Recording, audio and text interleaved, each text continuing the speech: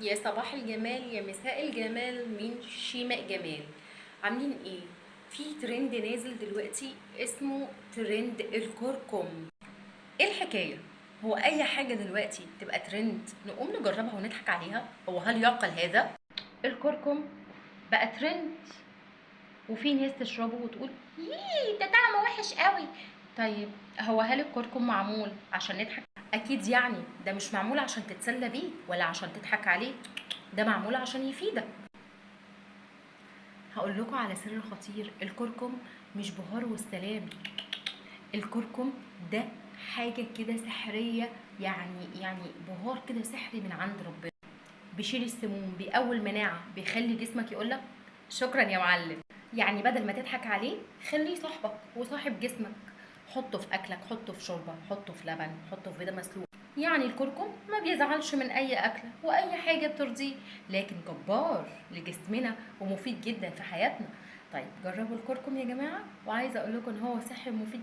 جربوه عشان صحتكم، مش عشان تتنمروا عليه وتضحكوا عليه. تمام.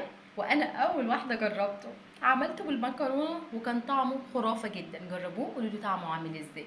وعايزه اقول لكم على حاجه صحيح، اني بعد النصايح الشيخه سميحه دي كلها انا عملت ترند الكركم من باب بس التجربه مش اكتر.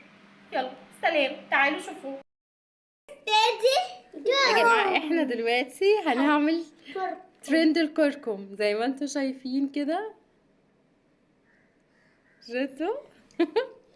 هتنور دلوقتي بس اصبروا. بس كده. هتنور دلوقتي What do you think يا يونس؟ حلوه؟ قوي. عملت نور. بس يا فريد عملت نور يا جماعة. هبقى اعملها صدقوني. بص يا فري، احنا جربنا من باب التجربة ان احنا نجرب، اوكي؟ زي ما احنا شفناها ايه، انها ترند. طبعا احنا الترند ما ينفعش يعدي علينا، ولكن في حاجة دلوقتي يا فرفورة. ايه؟ ويت كده، ويت. الكركم ده اولا من الحاجات المفيدة اللي بتدخل جسمنا. تمام. عايزه اقول لك ان الكركم زعلان جدا دلوقتي يا فارس.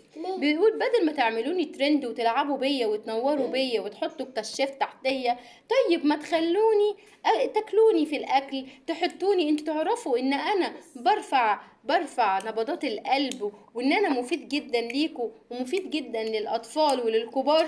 مش طب احنا قلنا عايزين نعمل نور يعني مش اكتر. بس احنا ممكن نخلي الترند في حاجه مفيده. نعمل ايه بقى عشان نخليه في حاجه مفيده يا يويو؟